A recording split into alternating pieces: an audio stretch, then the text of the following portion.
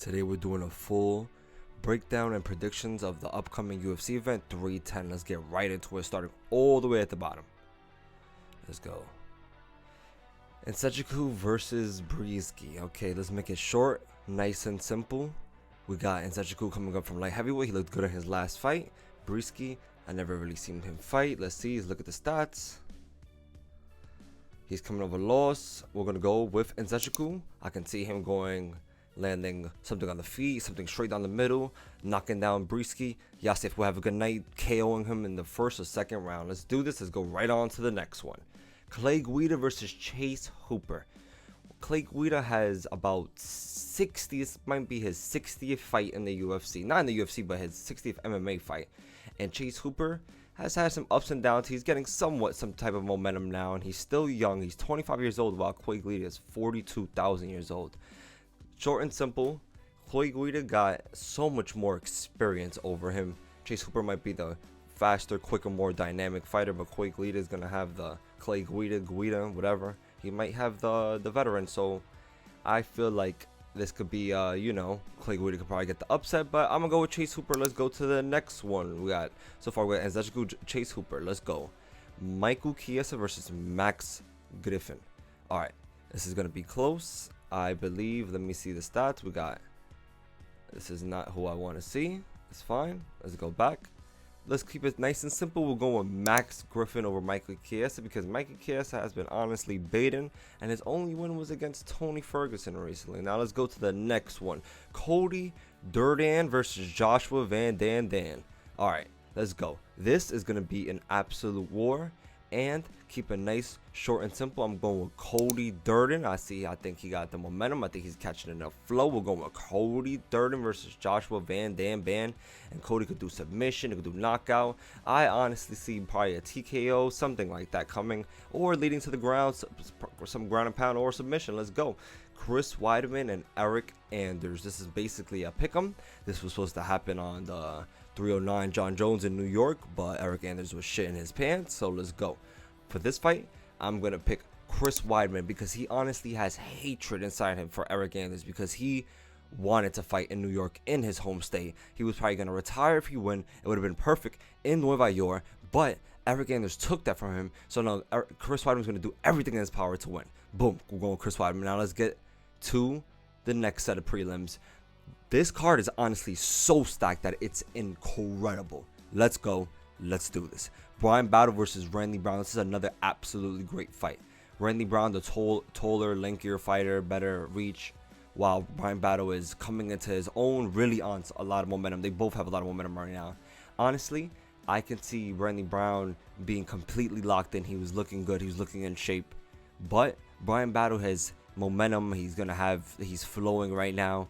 I feel like this is going to be an absolute war, and this is basically a pick 'em too in my eyes, but I'm going to go with Brian Battle for this one too because he has absolute momentum. I won't be surprised if Randy Brown gets it done.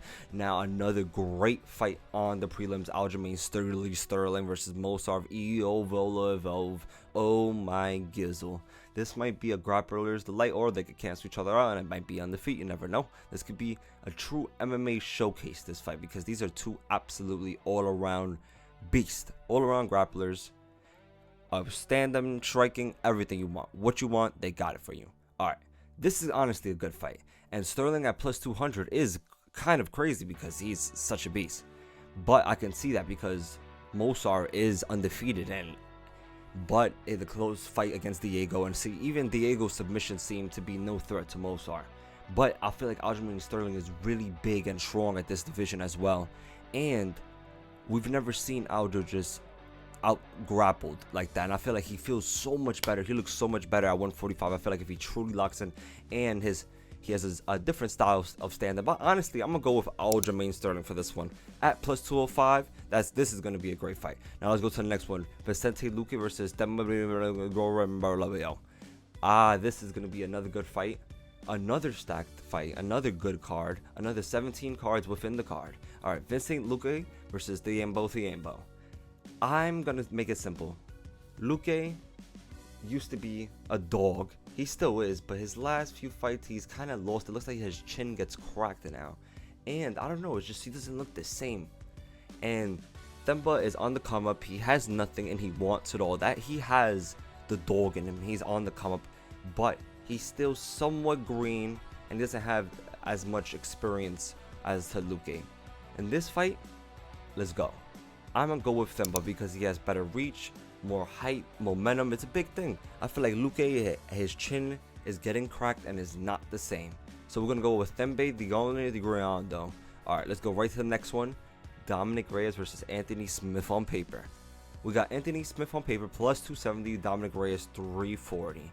Dominic Reyes has been absolutely getting starched his last few fights, but his last fight, first round, TKO KO, great momentum shifter. He looked good. He looked locked in. He must be feeling himself again. Anthony Smith has a few losses to some top light heavyweights recently. He won recently, quick first round guillotine to the young up and comer. I forgot his what I'm gonna call it. And I feel like this could be a good fight if they're both completely locked in. If Anthony Smith could bring it and be in shape and not be like what he did against Elite, which is absolutely terrible.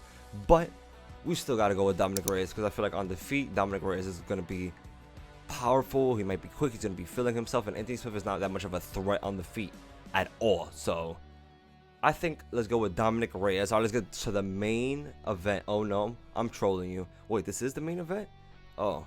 You see, I don't understand why the UFC does this. No, this is a good fight. Don't get me wrong. But it's like there's so many other fights on this card that could have been rearranged in the better order, but it's alright. Let's still get to it. The opener card for the main event: Nate Landwehr versus Donchon Koichohan from South Korea, North Korea, South Korea. This is going to be a good fight. This could be another potential fight of the night, but let's keep it simple. I'm gonna go with Nate Landwehr. He's got momentum. He was getting pieced up the last fight, and then he came back and finished the guy. He's absolute beast. He got the dog. But I wouldn't be surprised if Dong Hong Chi wins the fight. Next, do this. Bryce Michal versus Kron Gracie. Kron Gracie, I don't understand why the UFC does this. Why? Why are you putting Kron Gracie in the main event? Why? No one wants to see that. They're like, oh, it's a grappler's delight. The casuals don't even like grappling. Put something else. And if you're talking about as a grappler's delight, they put Aljo and Evil Lev. That's gonna be a better fight than this. It makes no sense at all. Kron Gracie is absolute garbage.